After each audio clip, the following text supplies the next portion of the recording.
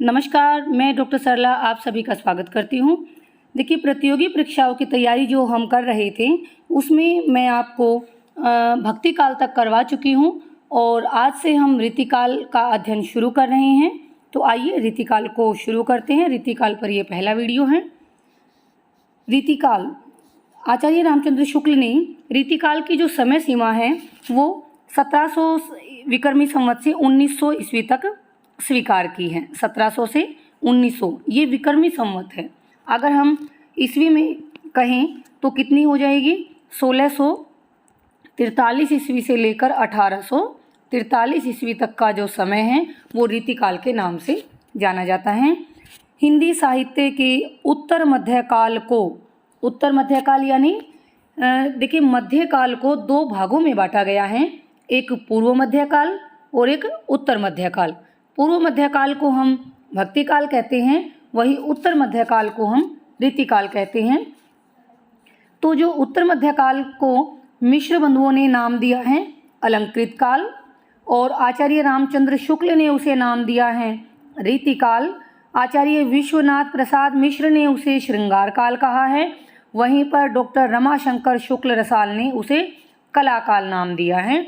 यानी जैसे मिश्र बंधुओं को लगा कि रीतिकाल में काव्य को अलंकृत करने पर, उसको सजाने संवारने पर अधिक ध्यान दिया गया, तो उन्होंने उसको अलंकृत काल कह दिया।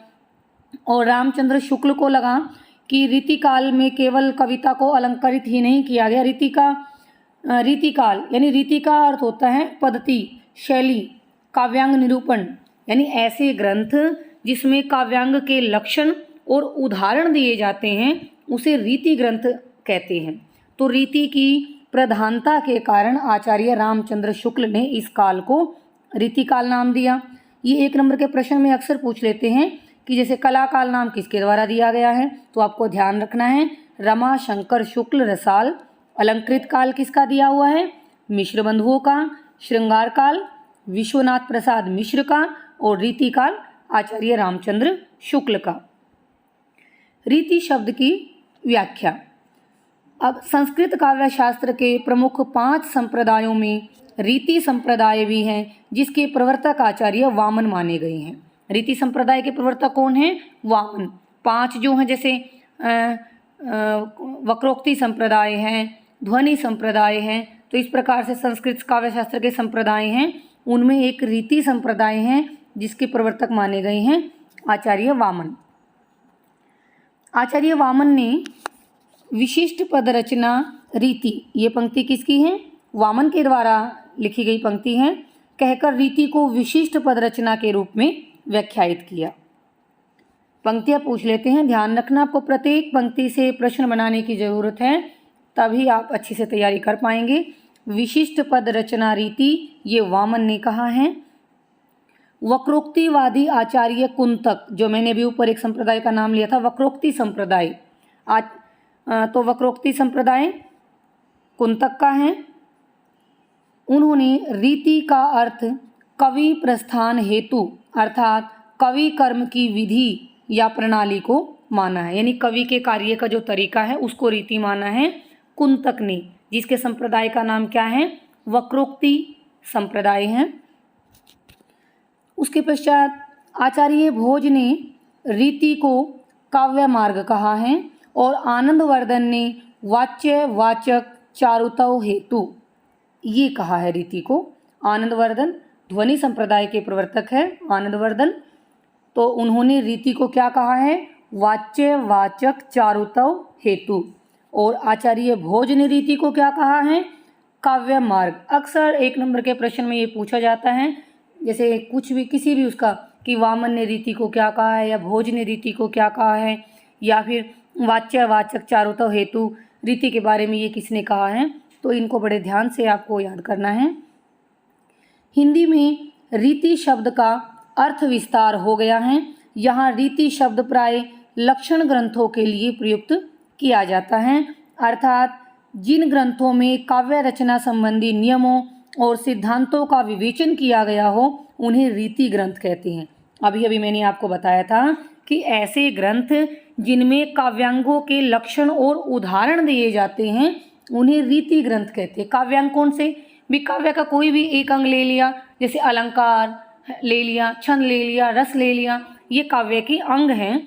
उनके लक्षण यानी उनकी परिभाषा देकर फिर उनके उदाहरण दिए जाते हैं, वो कहलाते हैं रीति ग्रंथ। चिंतामणि ने रीति को काव्य का स्वभाव कहा है। काव्य का स्वभाव किसने कहा है? चिंतामणि ने। और ये पंक्ति भी चिंतामणि की है। वर्णौ रीति स्वभाव जो वृत्ति वृत्ति सी मित्र, ये पंक्ति चिंतामणि की है, ध्यान रखनी है। देव कवि ने रीति को काव्य का द्वार कहा है और उसके एवज में क्या पंक्ति दी है? ताते पहले वर्णिए काव्य द्वार रस रीति। अगर आपको ये भी याद रह जाएगा कि देव कवि ने काव्य का द्वार कहा है और फिर मान लो ये पंक्ति ही पूछ ले कि ये पंक्ति किसके द्वारा है, तो काव्य द्वार शब्द आया है, इससे भी आप अंदाजा लगा सकते हैं कि काव्य का द्वार तो देव कवि ने कहा है, तो ये पंक्ति देव कवि की है। ऐसे भी आपको थोड़ा बहुत मेल मिलाप करना पड़ेगा इनको याद रखने के लिए। काव्य रचना पद्धति के अर्थ में भी रीति शब्द का प्रयोग मिलता है, जैसे रीति सुभाषा कवित्व की वर्णत बुध अनुसार, ये चिंतामणि की पंक्ति है और ऊपर भी ये चिंतामणि की ही पंक्ति थी, वर्णौ रीति।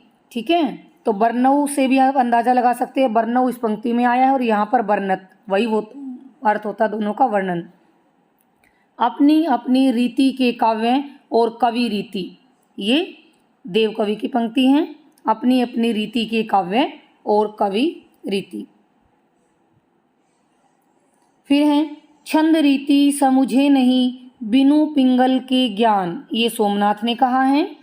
काव्य की रीति सीखी सुकविन सो देखी सुनी बहुलोक की बातें, ये भिखारीदास ने कही हैं। थोड़े क्रम क्रम ते कही अलंकार की रीति, ये पंक्ति दूल्हे कवि की है। आचार्य रामचंद्र शुक्ल ने रीति शब्द के व्यापक अर्थ को ग्रहण करते हुए उत्तर मध्यकाल को सर्वप्रथम रीति काल नाम दिया और साथ ही यह संकेत कर दिया कि इस युग में कविता में श्रृंगार और वीर, इन्हीं दो रसों की कविता इस काल में हुई। प्रधानता श्रृंगार की रही, अतः इसे रस के विचार से कोई श्रृंगार काल कहे तो कह सकता है, केवल रस के विचार से। ठीक है, अगर बिल्कुल ही श्रृंगार काल कहे तो वो उचित नहीं है, क्योंकि केवल श्रृंगार तक ही सीमित नहीं रही जो काव्य लिखे गए हैं। ठीक है ना, काव्यांग का निरूपण है, काव्यांग निरूपण में जो रुचि दिखाई गई है वो भी हैं, तो हम केवल श्रृंगार काल नहीं कह सकते, केवल रस के विचार से हम इसे श्रृंगार काल कहें तो कोई कह सकता है, ये रामचंद्र शुक्ल ने कहा है। आगे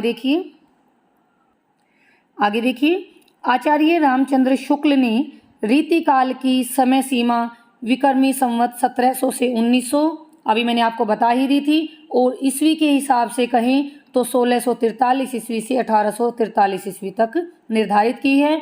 बाद में प्राय अधिकांश विद्वानों ने इसी अवधि को स्वीकार कर लिया है। आचार्य विश्वनाथ प्रसाद मिश्र ने हिंदी रीतिकाल का प्रवर्तक आचार्य केशवदास को माना है। विश्वनाथ प्रसाद मिश्र मानते हैं केशवदास को। हिंदी के प्रथम सर्वांग निरूपक आचार्य केशवदास हैं। केशव के 50 वर्ष बाद तक रीतिकालीन कवियों की परंपरा टूटी सी रही। ठीक है, तो केशवदास को यहाँ पर सर्वांग निरूपक आचार्य माना गया है। आचार्य रामचंद्र शुक्ल ने चिंतामणि को रीति काव्य परंपरा का प्रवर्तक माना है। वो तो विश्वनाथ प्रसाद मिश्र ने केशवदास को माना था, तो रामचंद्र शुक्ल ने किसको माना? चिंतामणि को माना। और उनका मानना है कि चिंतामणि के बाद रीति काव्य परंपरा अविच्छिन्न रूप से चली। डॉक्टर भगीरथ मिश्र ने रीति काल का प्रवर्तक आचार्य केशवदास को ही माना है। तो यहाँ पर हमने ये पढ़ा कि रीति शब्द के बारे में कौन सी पंक्ति किस कवि ने कही है, किसने रीति को क्या कहा है। अब हम पढ़ेंगे रीति काव्य का विभाजन, यानी रीति काल इतना बड़ा है कि उसको समझने के लिए 3 भागों में बांटा गया है। आचार्य विश्वनाथ प्रसाद मिश्र ने रीतिकालीन कवियों को 3 भागों में बांट दिया। कवियों को रीतिबद्ध कवि, रीति मुक्त कवि और रीति सिद्ध कवि, ये 3 श्रेणियां बन गई कवियों की। संस्कृत अलंकार शास्त्र अथवा काव्य शास्त्र की निश्चित परंपराओं में आबद्ध होकर मतलब बंद कर हिंदी में काव्य रचना करने वाले कवियों को रीतिबद्ध श्रेणी में स्थान दिया गया। तो रीतिबद्ध कवि कौन थे? बिल्कुल आसान शब्दों में मैं आपको बता देती हूँ। इसकी जगह पर आप ऐसे करिए, रीतिबद्ध कवि वो कवि हैं जो रीति के बंधनों में बंधे हुए हैं। रीति के बद्ध बंधे हुए हैं। वे कवि जो रीति के बंधनों में बंधे हुए हैं, अर्थात हम ये कह सकते हैं जिन कवियों ने रीति ग्रंथों की रचना की है वो रीतिबद्ध कवि कहलाए हैं। उनके नाम भी मैं आपको बताऊंगी, लेकिन आज की वीडियो में इतना ही। आज की जो ये वीडियो है रीतिकाल पर पहली वीडियो है, पहला भाग है, तो आगे हम अगले वीडियो में पढ़ेंगे। इसी के साथ आप सभी श्रोतागणों का मुझे सुनने के लिए बहुत बहुत धन्यवाद। मिलते हैं अगले वीडियो में।